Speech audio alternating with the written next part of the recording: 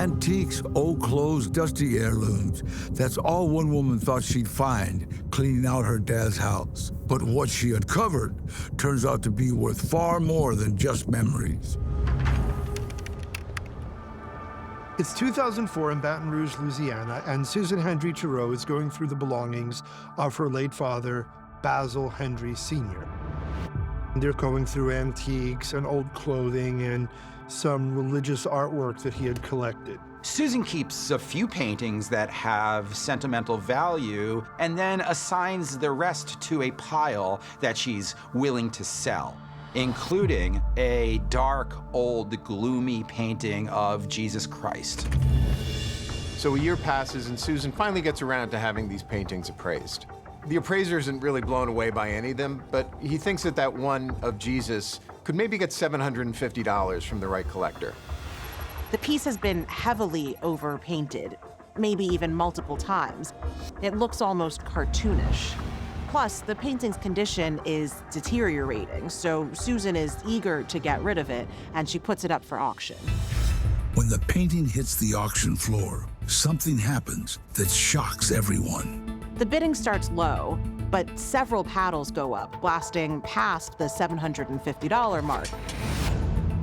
They start going above $2,000, $3,000, and eventually this painting sells for roughly $10,000. 10 grand isn't going to change her life, but it's certainly a lot more than she'd hoped to get from cleaning out some of the old family belongings. So Susan pockets the money, and she really doesn't think much more about it.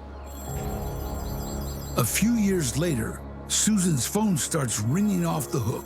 Out of nowhere, members of the media begin calling Susan, asking her about this Jesus painting that she sold at auction. They asked, where did you find it? Where did it come from? And most importantly, did she know what she had? To most, it looked like just another old painting. But as the new owners embark on a skilled restoration, a very different story comes to light. As they clean it up and remove the dark layers of paint on the surface, a new, different image starts to be revealed. The group takes infrared photographs to get a better look at this image that's peeking through. They see what's called a pentimento, which is basically a tracing of an earlier piece.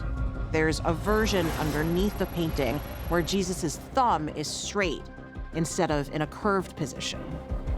Based on this, the new owners believe they've uncovered a lost work from one of the most famous artists of all time, Leonardo da Vinci.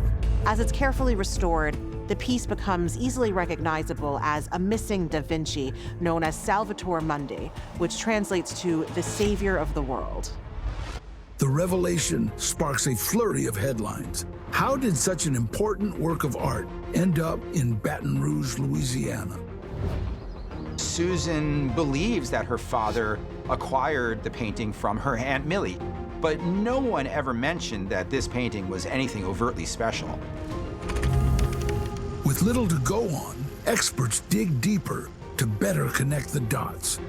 Researchers tracked down records from a Sotheby's auction in 1958 featuring the estate of James Cook, the grandson of famous British art collector Sir Francis Cook. Sure enough, there's a record of Aunt Millie buying this painting for 45 pounds, roughly 120 bucks. Once it's fully restored, the Salvator Mundi goes back up for auction in 2017. Sold.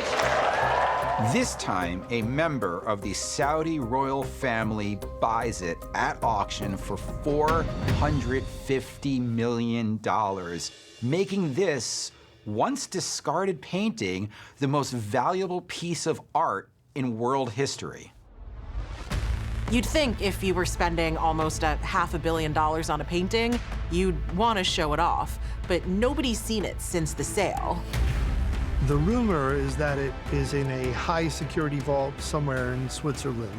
And with the history of the Salvator Mundi of appearing and disappearing, we may never see it again.